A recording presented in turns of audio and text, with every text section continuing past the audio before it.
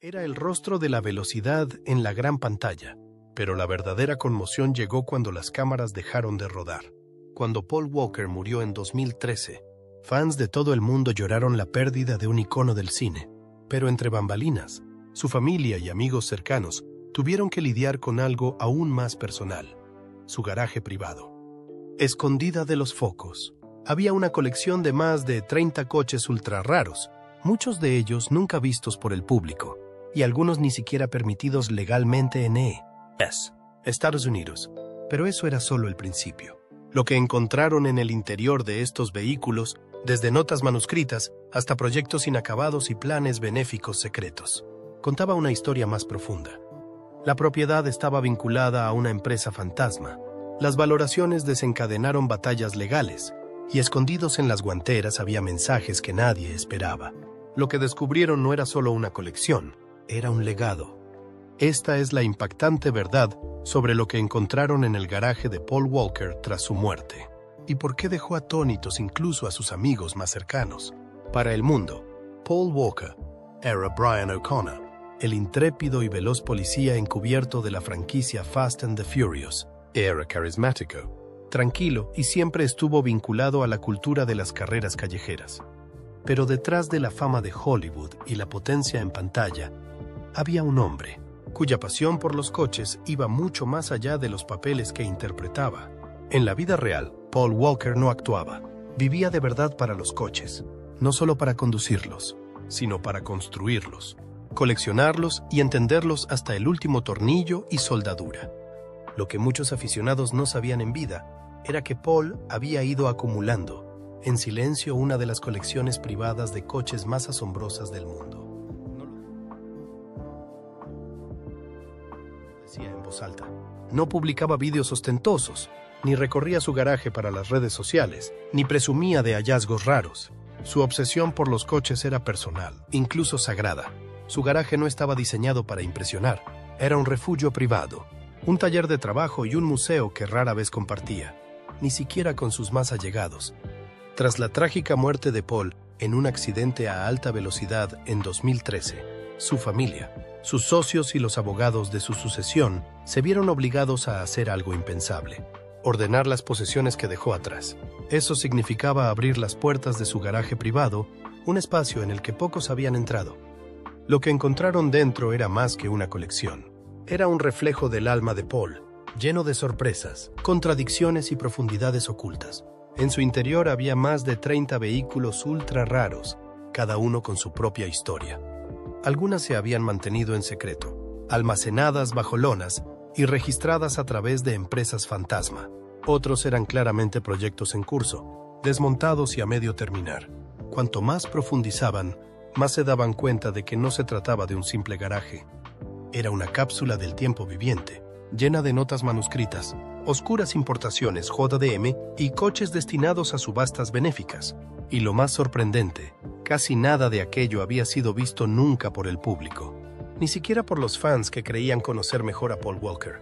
Cuando por fin se abrieron las puertas del garaje, lo que Paul Walker dejó tras de sí dejó atónitos incluso a los coleccionistas más avesados. Aparcados fila por fila, apretados en un gran espacio industrial de Valencia, California, había más de 30 coches ultra raros, una alineación de ensueño que la mayoría de los entusiastas nunca verían en persona, y mucho menos poseerían.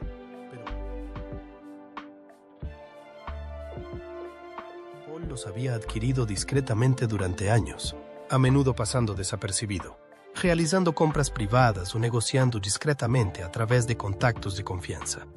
En el centro de la colección había vehículos que desdibujaban la línea entre el arte de coleccionista y el armamento mecánico. Entre ellos, un BMW M3 Lightweight de 1995, uno de los menos de 130 que se fabricaron, esencialmente un coche de pista construido en fábrica del que Paul poseía 5. Cerca había un Saline S7, un hipercoche americano de fibra de carbono con fama de velocidad en bruto y rareza. Había Ford GT, varios Porsche 911 y un Toyota Supra Turbo, un sutil guiño a sus raíces de velocidad y furia. Pero fue su colección de Skyline GTR la que realmente dejó boquiabiertos a los aficionados. No contento con las especificaciones de la sala de exposición, Paul había importado y modificado personalmente varios Nissan R32 y R34 GTR, cada uno de ellos tuneado con componentes de competición y registros de puesta a punto escritos a mano. Un R34, del que se rumoreaba que era el coche exacto que utilizó en la franquicia Fast and Furious. Se había guardado en un almacén privado, una pieza intacta de la historia del cine y de la JDM. Algunos coches no estaban matriculados, otros apenas podían circular. Algunos nunca habían sido fotografiados públicamente. Estaba claro que no se trataba de un garaje para famosos. Se trataba de una bóveda comisariada por alguien obsesionado con el rendimiento, la historia y la individualidad. No eran trofeos, eran inversiones del alma. Coches que Paul quería entender, mejorar y preservar. Esta colección era más que valiosa, era personal. Sin embargo, cuanto más investigaban, más se daban cuenta de que Paul no quería que lo encontraran. A medida que los investigadores, los miembros de la familia y los gerentes de la empresa revisaban el inventario del garaje, hacían un extraño descubrimiento. Muchos de los coches no eran propiedad de Paul Walker en absoluto. En su lugar, se registraron a través de una empresa de rendimiento llamada Always Evolving, un equipo de deportes de motor y tuning que Paul cofundó con su amigo íntimo y compañero entusiasta de las carreras Roger Rodas, que murió trágicamente junto a él en el accidente de 2013. Always Evolving era, a primera vista, un taller de carreras y tuning de alta gama conocido por modificar supercoches y presentar vehículos en carreras de contrarreloj y GT. Pero internamente, la empresa también funcionaba como una sociedad instrumental diseñada para proteger la identidad de sus propietarios y gestionar activos de alto riesgo. A través de esta estructura legal, docenas de coches de Paul eran técnicamente propiedad de la empresa, lo que ofrecía capas de privacidad y complejidad. Esto llevó a una confusión inmediata tras la muerte de Paul. ¿Quién era realmente el propietario de los vehículos? ¿La empresa o Paul personalmente? En algunos casos, los títulos estaban divididos. Otros tenían modificaciones pendientes financiadas a través del crédito del taller. Algunos coches se consignaron para su futura venta, mientras que otros se destinaron a subastas privadas o a obras benéficas a través de Reach Out Worldwide. Esto no era solo un rastro de papel, era un laberinto. El montaje probablemente sirvió para múltiples propósitos: blindaje fiscal, ventajas de seguros y discreción, pero también hizo casi imposible separar los bienes personales de Paul del inventario de la empresa, especialmente cuando Always Evolving empezó a disolverse tras las muertes de Rodas y Walker. Siguieron los pleitos, tanto de acreedores como de quienes buscaban una parte del valor de la colección, estimado en más de $18 millones. Lo que empezó como un garaje se convirtió en un campo de batalla legal, con más secretos que títulos y más preguntas que respuestas. Entre los inmaculados Porsche Turbo y los Muscle All-American, algunos de los hallazgos más controvertidos del garaje de Paul Walker fueron los coches JDM, Japanese Domestic Market, importados ilegalmente o apenas legalmente. La profunda obsesión de Paul por las máquinas de altas prestaciones japonesas, especialmente el Nissan Skyline GTR, no era ningún secreto. Pero lo que levantó ampollas fue cómo consiguió introducir algunos de ellos en el país. Varios de los R34 Skyline de su colección se introdujeron al amparo de la exención de exposición y exhibición, una laguna legal en la legislación estadounidense, que permite la entrada en el país de vehículos que no cumplen la normativa con fines de exposición, pero limita la frecuencia y el lugar en que pueden circular. Es una designación frágil. Los vehículos no son totalmente legales, no pueden matricularse como los coches normales y son prácticamente imposibles de asegurar por los canales habituales. Un informante afirmó que al menos uno de los Skylines de Paul tenía documentación dudosa y podría no haber pasado las normas federales de emisiones o DOT, pero a Paul no le importaba. Para él, no se trataba de la reventa ni de los viajes por carretera, se trataba de la pureza de la ingeniería, de poseer el coche exactamente como estaba previsto que se construyera en Japón, sin concesiones. Al parecer, trabajó con importadores privados y talleres de conformidad para traer los coches discretamente.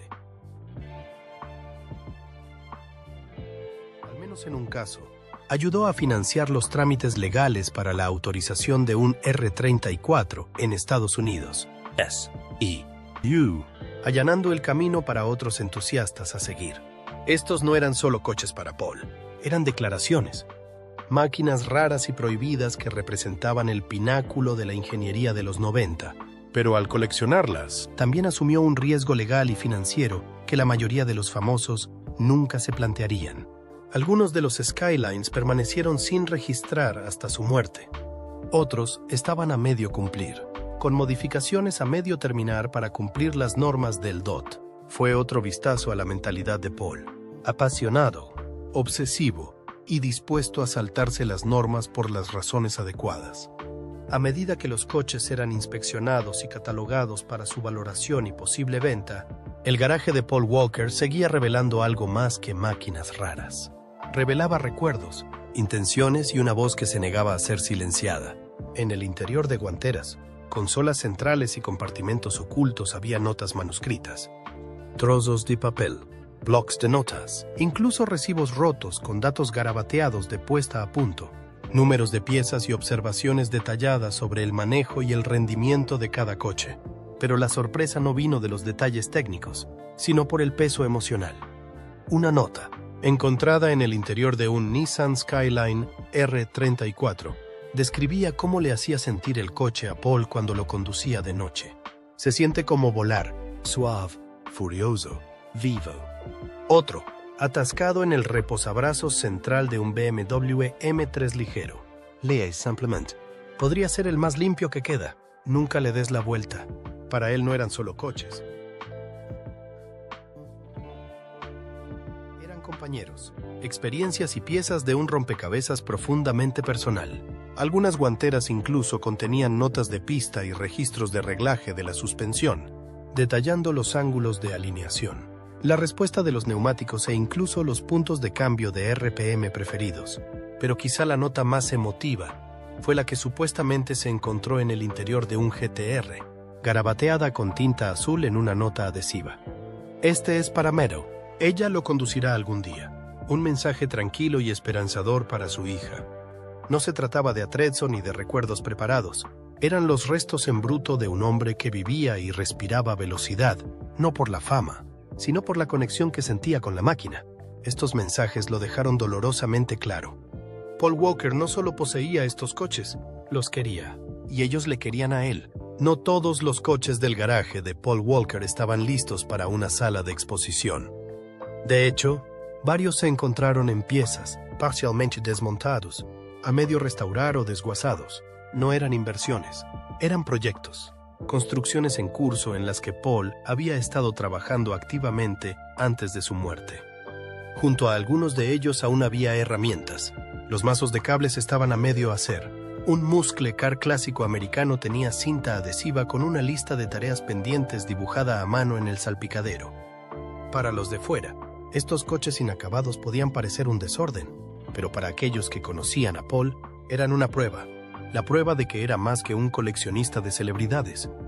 Era un constructor práctico, tan cómodo debajo de un elevador como detrás de una cámara. Sus amigos recordaban cómo se pasaba horas en el taller, con las manos manchadas de grasa, soldando cables o debatiendo configuraciones de escape. No se trataba del valor de reventa. Se trataba de crear.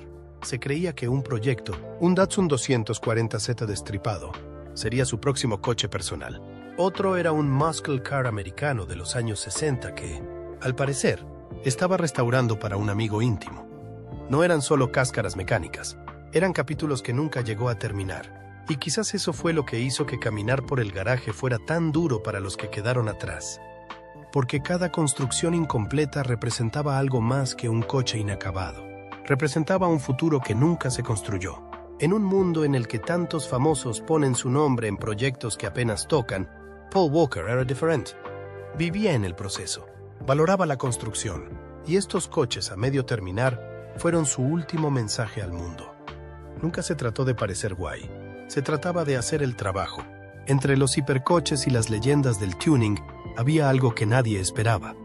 Un puñado de vehículos con etiquetas escritas a mano pegadas en el salpicadero. Algunos estaban marcados con solo 2 letras, RO, y otros tenían notas adhesivas completas que decían Subasta Benéfica, ROG. No tardamos mucho en atar cabos. ROW, Reach Out. Worldwide fue la organización sin ánimo de lucro de ayuda en catástrofes que Paul Walker fundó en 2010. Era su forma de retribuir en silencio, enviando equipos de voluntarios a las zonas afectadas por huracanes, terremotos e incendios para prestar ayuda donde más se necesitaba. Y ahora parecía que algunos de sus coches más valiosos estaban destinados a la financiación. Entre ellos había un Toyota Supra de 1993 muy modificado, que recordaba a su conducción en Fast and Furious. Pero este nunca había sido mostrado en pantalla.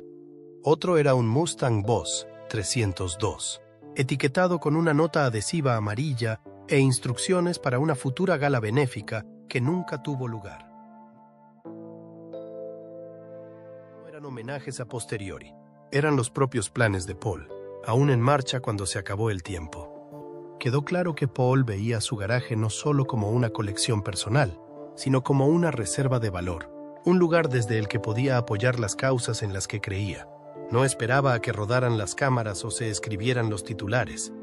Solo hacía lo que podía, preparándose para utilizar su pasión por los coches para ayudar a personas en crisis. El descubrimiento de los vehículos etiquetados con fines benéficos fue un duro golpe. Recordó a todo el mundo que el legado de Paul Walker no solo se forjó en caballos de potencia o en la fama de Hollywood. Se basó en el servicio, la humildad y la intención. No solo quería ser recordado como un hombre de coches, quería ser recordado como alguien que utilizó los coches y su éxito para mejorar el mundo. Incluso muerto, seguía intentando dar. A medida que se ordenaba y tasaba el garaje, la realidad golpeaba con fuerza. La colección de coches de Paul Walker no era solo rara y significativa. Valía la asombrosa cifra de $18 millones, y con ese valor vino algo que Paul nunca hubiera querido, una tormenta legal. Porque muchos de los coches estaban vinculados a Siempre en Evolución, y otros eran propiedad en parte personal de Paul. Averiguar a quién pertenecía cada cosa se convirtió en un campo de minas legal. Su sucesión, encabezada por su padre como albacea, y su hija Meadow como heredera principal, tuvo que desenmarañar una compleja red de copropiedades, títulos y acuerdos verbales. Algunos coches seguían a nombre de Paul, otros estaban registrados a nombre de la empresa. A algunos les faltaban los títulos de propiedad. Para empeorar las cosas, empezaron a surgir acreedores y antiguos socios que reclamaban participaciones en la colección. Produjeron desacuerdos sobre ventas, traspasos y sobre si algunos coches eran propiedad de Walker. En un trágico giro, lo que había comenzado como un proceso profundamente personal de catalogación de una querida colección, se convirtió rápidamente en una fría e interminable batalla por dólares y documentos. Finalmente, algunos de los coches se vendieron en subasta para resolver disputas. En 2020, 21 vehículos de la herencia de Paul fueron subastados en Barrett-Jackson, en Arizona, generando más de $2,3 millones.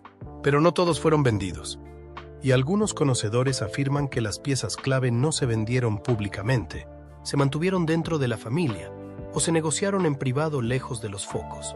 Lo que una vez había sido un garaje lleno de pasión se había convertido en una zona de guerra de valoraciones, pleitos y batallas por el patrimonio. Y para muchos de los que querían a Paul, fue como el golpe final, ver su amor puro por los coches reducido a pleitos judiciales y disputas financieras. Aunque el drama legal se desarrolló sobre el papel, el impacto emocional de ordenar el garaje de Paul Walker dejó una cicatriz mucho más profunda, una que no aparece en los titulares. Para Meadow Walker, que solo tenía 15 años cuando murió su padre, el proceso de identificar y dividir los coches fue tan doloroso como surrealista. No se trataba solo de bienes, se trataba de la identidad de su padre, congelada en el tiempo. Cada coche guardaba un recuerdo, cada proyecto un trozo de su personalidad. Para las personas más cercanas a Paul, incluidos familiares, viejos amigos y antiguos colegas, pasear por el garaje era como hacerlo por su mente. Su letra en un post-it, sus herramientas favoritas dejadas cerca de un motor parcialmente construido, la emisora de radio aún programada en su Porsche. Era como si se hubiera marchado para no volver jamás. Unos amigos se descompusieron al entrar en el garaje. Otros se vieron paralizados por la culpa o el arrepentimiento. Muchos dijeron que lo más duro no fueron los coches, fue ver todas las cosas que Paul nunca llegó a terminar. Las construcciones que nunca completó, las carreras en las que nunca participó, los planes que nunca llegó a ejecutar. También había vínculos emocionales con Roger Rodas, cuya propia conexión con el garaje añadía otra capa de dolor. Se cree que algunos vehículos estaban en posesión compartida entre los dos hombres, lo que complicó aún más una situación ya de por sí delicada. Sus muertes dejaron dos familias en duelo y un espacio sagrado lleno de recuerdos que ninguna de las partes estaba dispuesta a abandonar. A Simple Vista no era más que acero, goma y fibra de vidrio, pero para la gente que amaba a Paul Walker, su garaje se había convertido en un mausoleo de pasión y propósito. Lo que encontraron en el garaje de Paul Walker tras su muerte no fue solo impactante, fue transformador. Bajo la valoración de $18 millones, bajo las importaciones y los supercoches más raros, bajo el caos legal y el naufragio emocional, había algo mucho más poderoso, un legado que se extendía mucho más allá de la pantalla. Paul no era una celebridad que coleccionaba coches por prestigio. No utilizaba su fama para inflar valores ni para crear garajes listos para Instagram. Era un constructor, un estudioso de la velocidad y un hombre obsesionado con la sensación de estar conectado a la máquina. Cada pieza, cada construcción, cada nota manuscrita era una prueba de que esto no era para aparentar. Era real. Así era él cuando nadie lo veía. Y sin embargo, lo que lo hacía aún más extraordinario era que nunca tuvo la intención de que nada de eso se descubriera. Sus coches no se exhibían al mundo. Sus intenciones no se difundían. Daba en silencio. Construía en silencio. Amaba en silencio. Ni siquiera su propia familia conocía el alcance de lo que había creado hasta que abrieron esa puerta. Pero quizás lo más impactante no es lo que encontraron en el garaje de Paul Walker, es lo que reveló sobre él. Demostró que no era un simple amante de los coches rápidos, era alguien que creía en usarlos para conectar con los demás, para explorar, para devolver. Demostró que, tras las luces de Hollywood, había un hombre humilde y con los pies en la tierra que encontraba la paz bajo el capó. Y hoy, ese legado sigue vivo en cada nota del motor que se hace eco de su pasión, en cada misión de alcance mundial que salva vidas y en cada aficionado que ahora ve que Paul Walker no se limitaba a interpretar a un tipo de los coches. Él era uno, y eso, más que nada, es lo que realmente encontraron en su garaje.